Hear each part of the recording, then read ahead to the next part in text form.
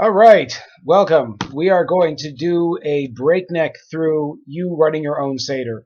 I know it might sound somewhat intimidating or terrible being expected to be the Jewish authority and lead people on an inspiring night of redemption. Most people, tell me that you just, you read a little bit and then you start drinking the wine. Next thing you know, it's 9:30 and everybody's tired and passed out. So the goal of that is not to do that. But I'm going to officially offer a kind of a look into how to run your own Seder and take whatever you want from it. It's the Seder is in Judaism an unbelievably important mitzvah. It's a very important job. You are literally supposed to be reliving your time going out of slavery. And that sounds, it sounds like slavery to have to sit there and read through the whole Haggada, so to speak. Unless you know what's going on, at which point it's fantastic. So that's kind of what we're going to try to do over here. Really, the idea is the Jewish people were born Pesach night, the night of Passover, and we are going to watch as the Baal Haggada, the person that wrote the Haggada, is going to actively take us from our terrible situation and go through the path and the channels that led us to get to freedom and where we're holding today. And we're going to break it into about 5-minute segments so that it's doable. And you're welcome to just check it out at your convenience and figure out what you want to include.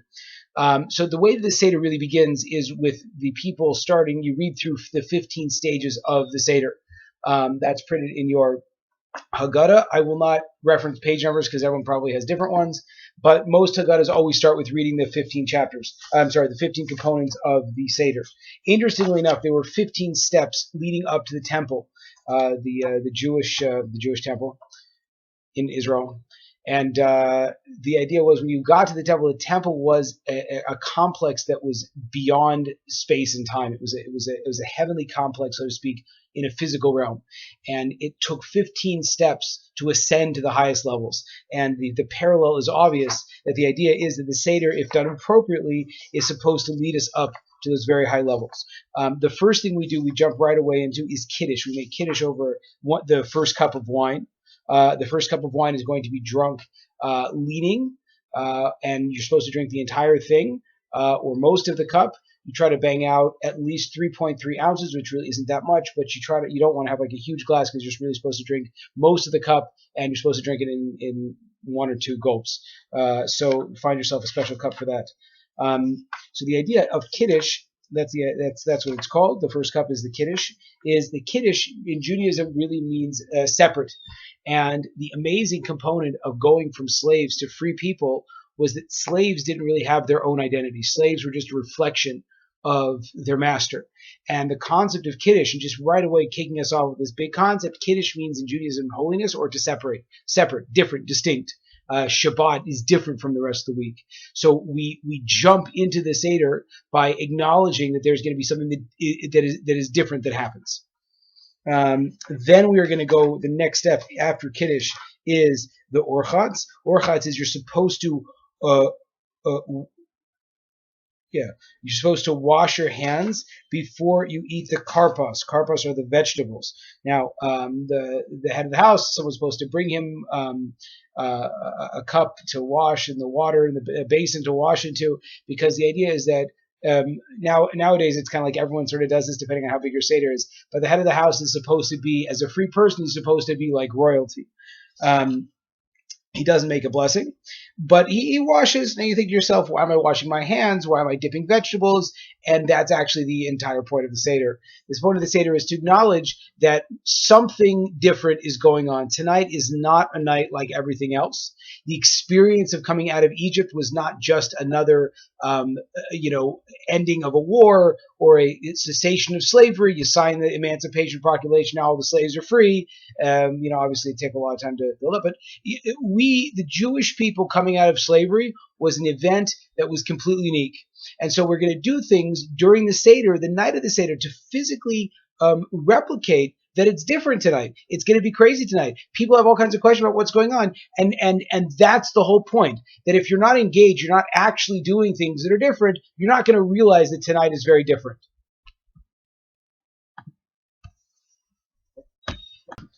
Okay, if you're still following by this time, you actually have to lead a Seder, at which point this is about to get awesome. So we're going through the very beginning of the Maggid of the actual story. We talk about that this is the bread of affliction that our forefathers ate in the land of Egypt. We're going to hold up the matzah. Whoever is hungry, let him come and eat. Whoever is needy, let him come and celebrate Pesach. Now, we are not crazy people. We do not want, everyone coming, and already the doors are closed. We already started our Seder. So the big question is, why are we inviting everybody now? Good question. Answer the rabbis explain is that the whole concept of coming out of Egypt was that we came out as a nation. We came out as one people. And in order for us to connect to and understand how we came out, we have to start to unify ourselves as the Jewish people. And it's a very crazy lesson. You have to go and you have to invite everybody, not just your best friends, not just you have to see yourself that every single Jewish person out there in the world, no matter what or how or what they look like or how bad they smell, they are going to be part of us, and we're going to go out of Egypt together. So that's what we want to invite them to join this experience, because that's how the experience happened, right? Now we're here. Next year, may we be in the land of Israel. What does it mean now we're here? So the concept is, it's an amazing thing. You have to realize Jewish people have been saying this for the last 3,000 years. Right? And we have found ourselves at times in great situations, and we have found ourselves at times in very terrible situations. But the concept is the Jewish people always have to have an eye for the future. We have to know that right now we're here. Right now, no matter what our circumstance is, no matter how bad it might be, we're here. We're here. It's a miracle. Go ask the Egyptians, not the modern day, right? But the ancient Egyptians or the ancient Babylonians or the ancient Greeks. Hey, you ran the world for a long time, and where are you now? They're not here anymore. But we're here. So just showing up, the Rocky complex, if you will, just kind of going the distance, no matter what you look like. You've been around 3,000 years from coming out of Mitzrayim. And it's not like we've been small and that people don't know who we are. We've experienced tremendous amounts of suffering. But the reality is that we're here. And we're hoping that next year we should be in Israel. Now we're slaves. We're still not yet living this free life where we don't have to worry about anything. We just focus on growing and helping the world and being spiritually and physically and emotionally safe. Now we're still, we're still in trouble a little bit. So we pray for next year, right? That if we do the Seder properly and we really internalize the lessons, next year we'll be in the land of Israel and we'll be free to really pursue our destiny as people that are trying to make the world a better place.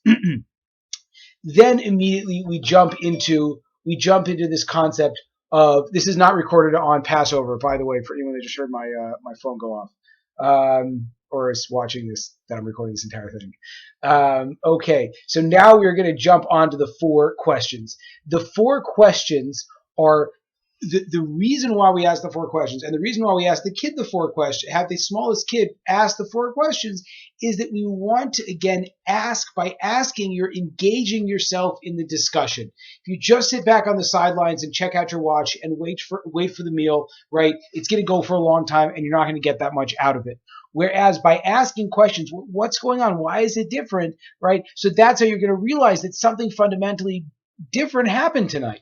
And why do we usually have the tradition of asking the kids, of having the kids ask the youngest kid present there? You have to realize that the Seder is the time of the passing of our essence to the generations, right? That there is nothing that ensures the future of the Jewish people like the old man who had seen his grandfather sitting at a Seder, who saw his grandfather sitting at a Seder, who back, only a few generations was walking out of Mitzrayim, walking out of Egypt himself, telling the little grandkid, hey, guess what I saw? Guess what my father saw? Guess what my grandparents went through, right? So that's the idea, that we're engaging and we're trying to engage the kids, because ultimately we're trying to pass on something that's going to go beyond us.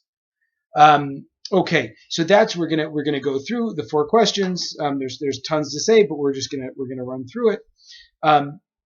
Okay, now what we're going to do is we're going to look at the 4. We're gonna now go through a little bit here of that we were slaves to Pharaoh in Egypt, and Hashem took us out there for the mighty hand and outstretched arm. Had God not taken us out, then we, our children's children, would remain slaves to Pharaoh in Egypt. And even if we're all men of wisdom and understanding, experience, and knowledge of Torah, it would still be an obligation upon us to tell about the exodus of Egypt. The more you talk about it, the more praiseworthy you are. Now, so there's a lot of different concepts that if a person's paying attention will pop up, which we will get to in the next video. Okay, so we just washed our hands and we're about to jump into eating the karpas. The karpas is going to be vegetable, some kind of a vegetable, celery, parsley, potatoes, radish, whatever your tradition might be. So you dip that bad boy in the salt water, and then you make the bracha of Berei Pri Ha'adamah, and then you eat that. Now, the big question is, what are we doing? So the Talmud explains that's the whole point. You're supposed to ask, what are we doing? Why is this night different from all other nights? Explains there's an idea that the karpas is supposed to kind of whet our appetite for the matzah. The matzah is going to teach us a lot. And a lot of times in life, if you're not hungry, if you're not like kind of stimulated to ask questions, life's just going to fly right by. So you got to pay attention. The second thing it explains, the idea was that Joseph's coat, the Technicolor Dreamcoat, which it made into a famous musical, which we're not going to talk about tonight. The tunic he had was called the karpas, which is a tunic of fine wool. And interestingly enough, the entire Seder is kind of seen, the entire Passover experience, the Jews going down to slavery, it really got kicked off by the jealousy of the brothers. And so to kind of help us realize that these little small things we do might have very large implications later in the future. So you go ahead, you eat that vegetable, and then you take the middle matzah. You have your 3 matzahs in front of you, and then you take the middle matzah, and you do the step called yachatz. Yachatz is you break the middle matzah, and then you're going to hide which part? You hide the bigger half. So I love to talk about this very important idea. That, first of all, you might have a very uneven break. I always get like one small, crumb, and then the rest of the matzahs over here. We do hide the bigger half. The reason why we hide the bigger half is the idea is that half's going to become the afikomen, is that there are 2 major redemptions in Jewish history. And we're going to read about, tonight we're going to relive this huge redemption where God saved us from Egypt and we were free. But believe it or not, that's actually the smaller redemption. The big redemption is going to come when the Messiah comes, and that's going to pale. The Egyptian experience is going to pale in comparison to that. So we hide the bigger half of the matzah, not the smaller half. And the interesting thing is, the smaller half, it's like, oh man, I got this small little piece of matzah. We're actually going to start off by making the bracha on that small piece. And it's another beautiful idea that sometimes things would seem like small and sort of like, this guy got the bad end of the deal. There's a big concept that the Jewish people are kind of like seen in the world like that. We're like that thing that people thought were so small and were so insignificant. And as time goes on, we see that really Jewish people are very necessary for the survival of the world. We're not going to go into politics because we want to try to make this as short as possible. Okay, here we go. Next, we jump right into Maggid.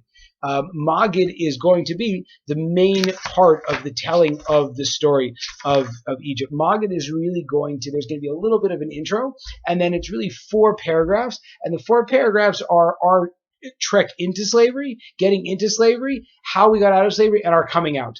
So it's really not that bad. Here's the general overview. So we start off, we say that this is the bread of affliction. You hold up the matzah. Let all who are hungry come and eat. Next, I'm reading verbatim. Hopefully you'll read out of the. I don't need to be a Haggada. You can read your Haggada. I'm just going to kind of give you the background over here. So the idea is that we talk about, we start off by holding the matzah. We say, whoever is needy, let him come and celebrate the Pesach. Next year we are free. Next year may be the land of Israel. Next year, now we're slaves. Next year may we be free. So it's a very interesting question. Why are we starting off like this? Here I thought we were free. Why is it saying we're slaves now? What would it be about Israel? Okay, so the idea is like this. What's the matzah? What does the matzah symbolize? So the matzah, we know, is when you have the wheat and the water and it comes together and it's cooked in 18 minutes and it doesn't have time to rise. So rabbis explained to us that the rising symbolizes the evil inclination, the negativity within ourselves. And the way that we got out, the way that we got out of affliction, of slavery, was that we were able to annul, to get rid of that level of the ego. We're going to stop there and pick up with the beginning of Maggid.